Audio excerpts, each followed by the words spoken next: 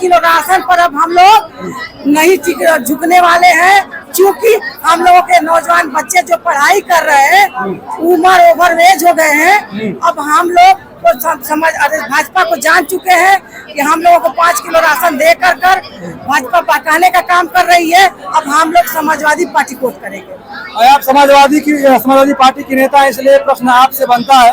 वो कहते हैं कि युवाओं को समाजवादी पार्टी गुमराह करती है। 80 लाख रोजगार है, कितना मतलब देंगे रोजगार?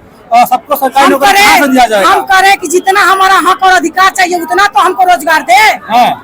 समाजवादी पार्टी का जब सरकार थी तो ये पुलिस विभाग का जो भर्ती हुई थी 2014 में, तो हम तो नहीं जानते हैं कि सिर्फ यादव की बहन और भाई उसमें नौकरियां पाए, सारे लोग पाए हैं नौकरी उसमें।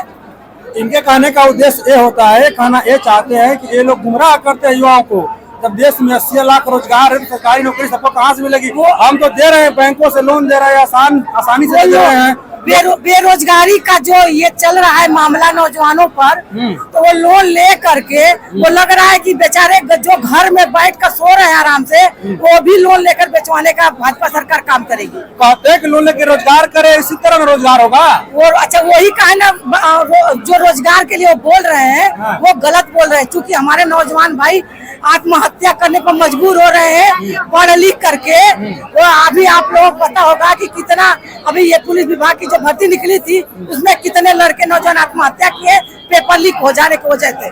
तब सरकार कहाँ थी? इस बार वो कह रहे हैं कि अब की बार 400 पार, अब की बार भाजपा की 400 हार और सपा की 400 पार। अरे ओम प्रकाश चचा भी उनके साथ हैं इस बार। वो मेढक की तरह घूमते रहते हैं, समय पर आएगा तो उधर चले जाएंगे, समय पर आएगा तो उधर चले जाएंगे। देखो ये इस बार न उनकी चलेगी और न उनके दल बदलू नेताओं की चलेगी। इस बार चलेगी समाजवादी पार्टी की साइकिल की रफ्तार। हम आजमगढ़ में अभी उसी खेमे से आ रहे हैं, लोग गिना रहे हैं कि 1 लाख से पार हम जा रहे हैं। हमारे साथ राजभर जी हैं और इस बार चौहान जी भी हमारे साथ आ गए हैं। मैं चौहान समाज की बबीता चौहान मैं चैलेंज कर रही हूँ। आजमगढ़ जिले नहीं पूरे पूर्वांचल में इस बार चौहान समाज भाजपा को हटा करके सपा को वोट कर रही है। और क्या कहना चाहती हैं? अभी कुछ कहना चाह रही थी। हम क्या कहना चाहेंगे? अरे हम लोग के पास तो इतने विकास है, इतने मुद्दे हैं, आप भारतीय जनता पार्टी वालों से सवाल पूछिए।